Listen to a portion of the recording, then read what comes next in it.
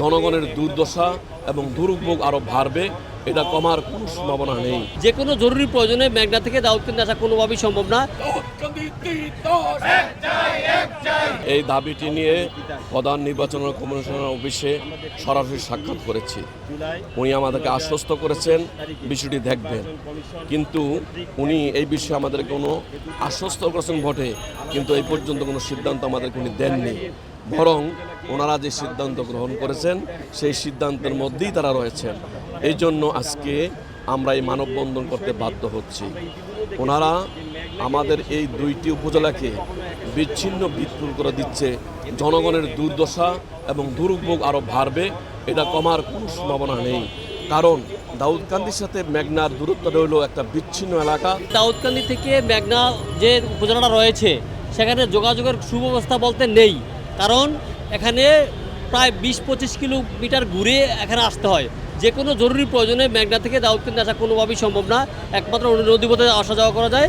এরপরেও যদি আকাশের অবস্থা দুর্যোগ পুরো খারাপ থাকে তাহলে এখানে কোনোভাবেই দাউদকান্দির সাথে বিশেষ মুহূর্ত যোগাযোগ করা সম্ভব নয়। ভৌগোলিক অখণ্ডতা যোগাযোগ ব্যবস্থাকে এক্ষেত্রে উপেক্ষা করা হয়েছে।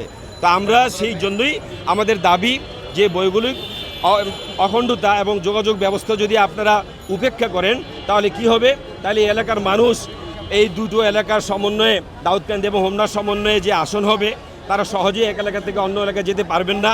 ঘন্টার পর ঘন্টা ওনাদেরকে নদীপথ বেয়ে যেতে হবে এবং নদীপথে যখন ওয়েদার খারাপ হয়ে যাবে তখন দেখা যায় অনেক সময় ট্রান্সপোর্ট চলে না, ইঞ্জিন চালিত নৌকা কিংবা এই ধরনের নৌকা দিয়ে আমাদেরকে সেই পথ অতিক্রম করতে হয়। তিতাসকে হোমনার সাথে দিয়ে দাউদকান্দিকে মেঘনার সাথে করা হয় এবং রিসেন্ট হচ্ছে লাস্ট নির্বাচনে 2024-এর নির্বাচনে দাউদকান্দির সাথে দাউদকান্দির সাথে তিতাস ছিল এবং মেঘনার সাথে হোমনা ছিল। এবং এটা বাংলাদেশের কোনো আসন নিয়ে এই পরিমাণ টালবাহানা হয়েছে কিনা আমার জানা নাই, এবং বাংলাদেশের কোনো আসনে এতবার চেঞ্জ হয়েছে কিনা সেটা আমার জানা নাই। তবে এলাকাবাসীর প্রাণের দাবি, এলাকাবাসীর দাবির জায়গাটা হচ্ছে এই জায়গায় যে একটা ভৌগোলিক অবস্থান, ভৌগোলিকভাবে হোমনার সাথে মেঘনা অ্যাটাচ।